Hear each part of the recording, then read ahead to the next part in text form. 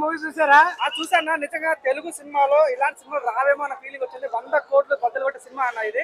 నిజం చెప్తున్నా, ఎంత అంటే డబల్ ధమాకా అని చెప్పొచ్చు. ఎటువంటి డౌట్ లేకుండా సినిమా మాత్రం మంచి హిట్ అవుతుంది. మెయిన్ వచ్చింది అన్న సాయి పల్లవి పర్ఫార్మెన్స్. వామ్మో, అసలు ఎంత అద్భుతంగా వేసింది.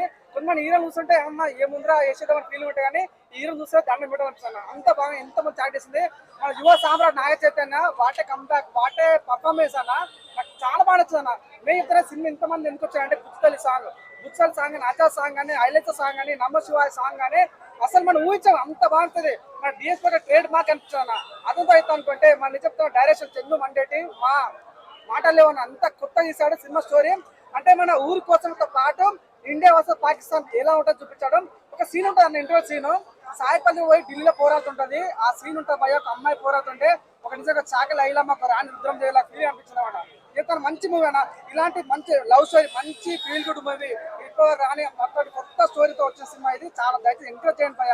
దయచేసి అన్న చూడన్న, సినిమా తగ్గట్టు కొన్ని సీన్స్ ఉన్నాయి. సో నిజంగా కొంతమంది ఏమంటారు రొమాంటిక్ సీన్స్ రావాలి, ఇవన్నీ ఎక్కువ చేస్తుంటారు సినిమాలో. ఇది మంచి ఫీల్ గుడ్ ప్రేమ కథ చిత్రం. ఇలాంటి సినిమాలు కూడా చూడకుంటే మీ వాషింగ్ పౌడర్ ఇమేజ్ మీ జీవితంలో పెద్ద కర్మ అని చెప్పుకోవచ్చు. అలాంటి మంచి సినిమా మూవీ, మంచి దమ్మున్న మూవీ, దయచేసి ఎంకరేజ్ చేయాలి. నిజంగా ఈ సినిమాకి ఓవరాల్ క్రెడిట్ సాయిపల్లి ఉన్నారు. తన యొక్క మార్క్ అనిపించింది. Hats off. నిజంగా తన వల్ల సినిమా బతికిందని చెప్పొచ్చు. నాకు చాలా చాలా బాగా నచ్చింది. సినిమాలో లాగ్ ఉందంట, నిజమేనా? అంటే కొంచెం సీన్స్ ఏంటంటే మన ఏంటంటే వాటర్ లో జరుగుతుంది కాబట్టి ఉప్పు నెలగా కనిపిస్తుంది. కొన్ని సీన్స్ చూస్తుంటే జాతర అనిపిస్తుంటది. మన ఇండియా వస్తే పాకిస్తాన్ అనిపిస్తుంది. మేరా భారత్ మహాన్ and proud to be Indian feeling అవుతుంది అనమాట. ప్రతి ఒక్క ఇండియన్ సినిమా, ప్రతి ఒక్క ఇండియన్ చూడాల్సిన సినిమా ఇది.